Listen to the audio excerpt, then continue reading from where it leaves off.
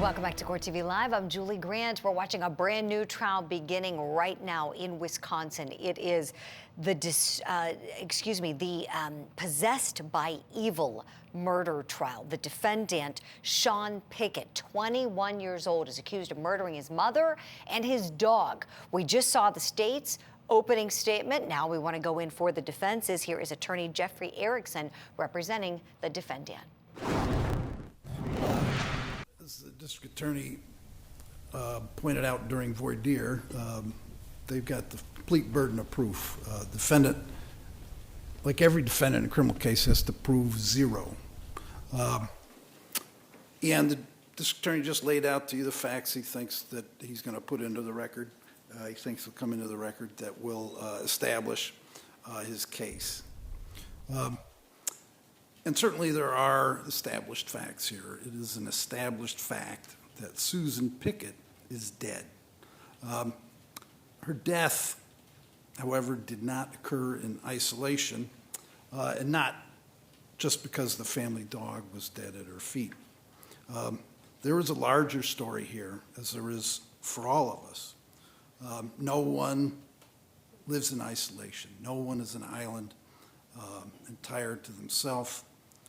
Every one of us is a piece of a larger whole. Susan came from somewhere. She came from here. She came from Iowa County. She went places. She went somewhere. She went to Iowa. She encountered people. She touched people, some for good, some for ill. Sean, her son, traveled this life with her. As I said, they were from here, from Iowa County. They lived in Dodgeville, then in Mineral Point, and finally in Avoca. But that doesn't tell you much. And we're just looking at a little sliver of these people's lives. Have you ever driven through a city at night where all the houses close up on the highway and you can see through a crack in the blinds and the light that shines out? Have you ever imagined what went on in each one of those houses? It's a private world. And ultimately, it's unknowable, isn't it? When you look in there. That world in isolation, we can only guess what's going on behind those blinds. And here before you today is presented a tragedy. Yet this tragedy offers us a glimpse into this rarefied private world. The world of Susan and Sean started out with wide connections like we all have. It started out with a father and husband, Troy Pickett, a brother, Taylor, a place in the larger community, employment, school, a purpose. By the time we get to May 10th, 2021, that world had telescoped down to just the two of them in Chico, living in rural isolation.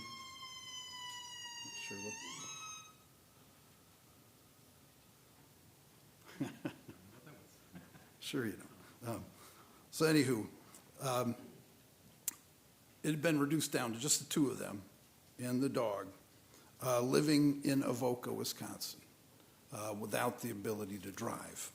And I don't recall, I don't think anybody here is still a resident of Avoca, but Avoca does not have, unfortunately, few services to offer and few distractions to lend. They were impoverished. They moved there in 2018 with Mr. Wheeler. Ultimately, Mr. Wheeler and Susan left, went to central Iowa, and they left Sean. Sean described that he woke up one day and they weren't there, and he was left to his own resources. And there he was, and his resources were negligible. He would call upon the food bank from Dodgeville to have food delivered. He would call upon friends to assist him. You'll hear from Victoria Nondorf, and she'll relate to you how she was living right across the street, and she would look over there and see, and just thought the place had been abandoned. She didn't discover that Sean was still living there for over a month. And then when she did discover them, she went over and he said, yeah, they left me here, and, I'm just here with Chico. He got a big 50-pound bag of dog food for Chico, and that was, and he did what he could to get food. I know it seems shocking, but the facts will show that they were in this extreme impoverished situation in the midst of, the town of Avoca, living in town. And then a few days later, after Ms. Nondorf discovered Sean was there, Susan and Ernie return. Ernie stays for a few hours before he packed up things and returned to Iowa with the confrontation about this requirement for sexual registration. And there's an angry confrontation, and it prompted Ernie to leave. And then there were 2 weeks where it was just Sean and Susan left there.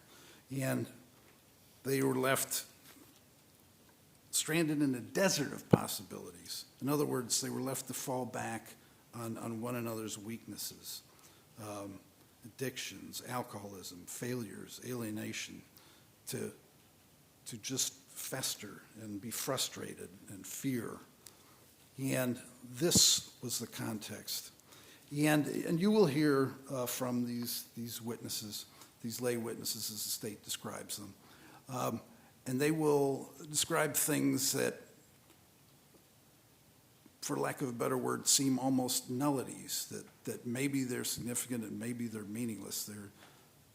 Mr. Gilbertson, who by all accounts seems to be a rather passing acquaintance for reasons unexplained, just happens to show up that day and talks to Sean and makes what he later describes as observations of Sean acting odd, but we don't have any context for that. Just Sean standing at the door talking to him, and Mr. Gilbertson invites him out and smoke, and he didn't want to. And so Mr. Gilbertson makes conclusions from that. He makes conclusions that the dog isn't barking.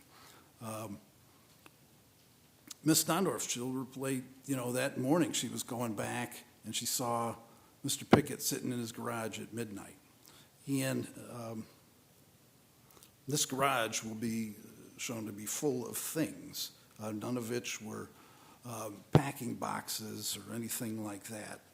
There certainly was many material objects left, not suggesting an imminent flight to the state of Iowa by Susan.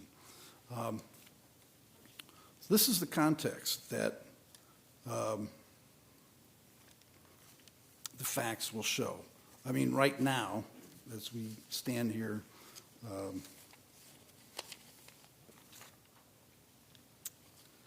there's no evidence that's been presented. We are just telling you what we think the evidence will be.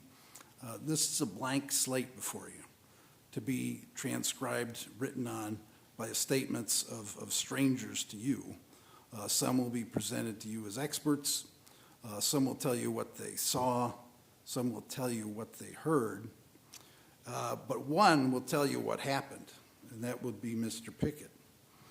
And what happened was that Mr. Pickett acted in self-defense upon discovering his mother stabbing the dog, that when he confronted her with it, she turned upon him and was the object of her aggression. And you'll see it's a very small space. And you'll hear evidence that he had acted in self-defense upon this confrontation. But you will hear further, as the state said, that afterward you will hear statements Sean had made. And we feel the facts will show that an overwrought, insomnia-addled mind from whence Sean's wit has to slog through this swamp he's in of shock and stress from what he's just experienced, that given all these factors, this isolation that he's experienced, in those 2 weeks when his mom came back, for example, it had gotten so bad, the evidence will show that he had gone to this little bit of woods by the cemetery there, the city cemetery there in Avoca, and he had taken a duffel bag of clothes and some food and hoisted up this little tent with this tarpaulin and was just living out there, and it was still cold. Even on May 10th, it was a cold May in 2021, and he was coming in and out. He was going back and forth, but a lot of the time he was spending in this little bitty tent with obviously no services.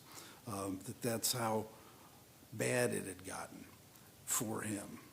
And so coming from that, upon being confronted by the officers, being taken into protective custody, upon him calling 911, and them taking his clothes for evidence and him being just wrapped in a blanket, that when he talks to them, he offers this fervid, feverish, false confession, much of it nonsensical, referring to how they'd been playing mind games with him for years. So ultimately, Sean will testify and put in evidence that yes, Susan Pickett is dead.